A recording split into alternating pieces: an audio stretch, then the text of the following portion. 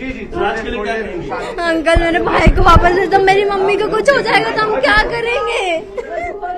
आप लोगों को बिल्कुल तरस नहीं आती है, ये इंसान मर रहा है। राज पे तो आरोप लगा है, राज पे तो आरोप लगा है। बताइए ना हुआ क्या था? राज पे तो आरोप लगा है। आप बताओ क्या हुआ? शांति से पूछो। शांति बोल के बताओ। कुछ नहीं अंकल, आप मेरी मम्मी को देख रहे हो, उनकी कितनी हालत बुरी। भैया के पास बस मम्मी है, हमारे भैया को कैसे भी छुटवा दो। भैया पे आरोप लगे हैं, भैया मारा है उनके पति को, क्या? नहीं मारा, आप लोग गलत बोल रहे हो, वो ऐसा कभी नहीं कर सकता। क्या सोनम ने राज को फंसाया अपने जाल में? नहीं अंकल, वो भी हम उनसे एक ही बार मिले हैं बस, और जितना उनको जानते हैं वो ऐसा कभी नहीं कर सकती अंकल। ये जो सोनम पे और राज पे लग रहे आरोप कि उन्होंने राजा की हत्या कर दी, क्या लगता है बहन है राज की? नहीं अंकल, वैसे कभी नहीं कर सकता। मैं आपको बार बार बता रही हूँ कि हमने उसको बचपन से जानते, वैसे कभी नहीं कर सकता। आपसे बार आपका भाई क्या बोल के गया था? परसों 6 बजे आया था, फिर उसने नहाया, तैयार हुआ, बोले नए कपड़े पहन।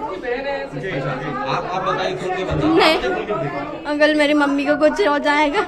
राज जो है सोनम के घर भी आता था, उनकी कंपनी में काम करता था। उनकी कंपनी में काम करता था। सुबह कितने बजे जाता था, कब आता था? सुबह 10:30-11 बजे जाता था, रात को आता था। सोनम ने षड्यंत्र रचा तो उसमें राजकोटी का मोहरा बनाया।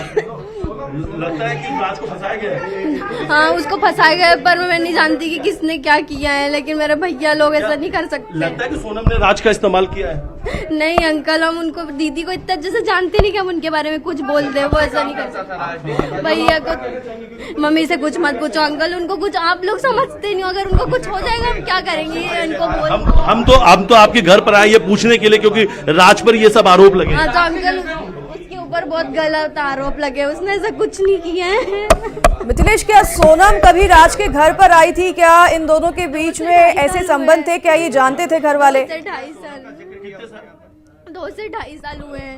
सोनम के बारे में कुछ बताया? सोनम से आप लोग बात करती थी, सोनम को जानती थी आप लोग? नहीं, उनसे बताए तो एक ही बार मिले बस उनसे हम, उसके अलावा।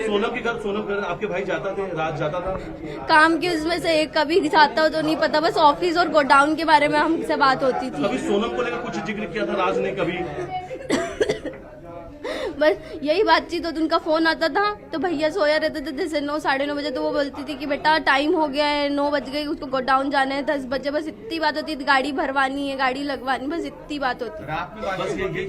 यही बात होती। नहीं, कभी उसको हमने ऐसे फोन पे बात करते हुए नहीं देखा कि उसकी लंबी लंबी बातचीत होती हो किसी से। बस उसके बार बार फोन आते थे ऑफिस के, कभी किसी क्लाइंट के, कभी किसी क्लाइंट। आपके भाई ने आखिरी बार यहाँ से क्या बोल के गए, कहाँ जा रहे हैं? हाँ, परसों के दिन भैया 6 बजे आया था, और उसके बाद उसने नहाया, तैयार हुआ, बोला कि नए कपड़े पहनूंगा क्योंकि मेरे को मंदिर जाना है। व्हाइट कलर की शर्ट और ब्लू कलर का जीन्स पहना था नया, और उसने जूते पहने। बोले मम्मी धुले हुए हैं, तो मम्मी बोला हाँ, उसने जूते पहने हो चले, क्योंकि वो मंदिर जाना था। बोल रहा था मंदिर जा रहा हूँ मैं। आपका भाई मंगलवार उपवास रखता था? हाँ, नहीं 11 का उपवास रखता था भैया, और विशाल भैया मंगलवार का उपवास रखते थे। विशाल और आकाश एक दूसरे को, विशाल और ये आपका भाई राखी एक दूसरे को? वो दोनों हमारे भाई है। मैं विशाल भाई को भी हम राखी बांधते थे।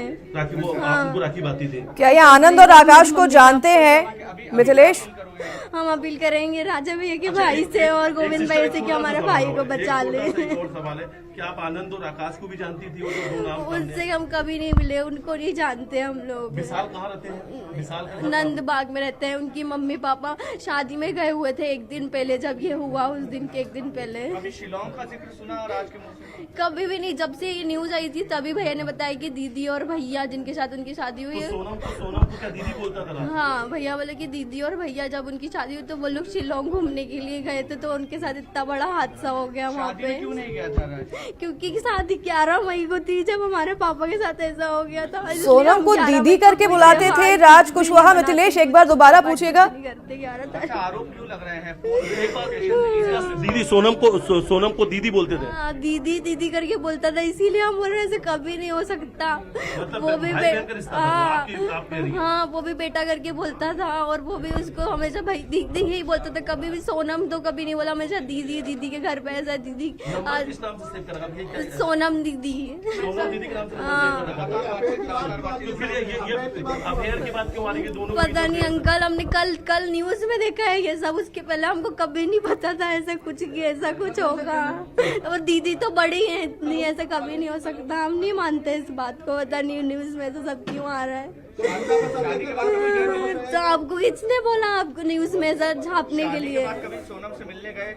हम नहीं जानते, हम लोग 31 तारीख को तो हम खुद यहाँ पे आए। सोनम की शादी के वीडियो वगैरह भी देखा था क्या राज ने? आप लोग देख रहे थे क्या? वो जो शादी वीडियो कुछ वीडियो देखते थे? हमने सिर्फ न्यूज में देखा ये ऐसा।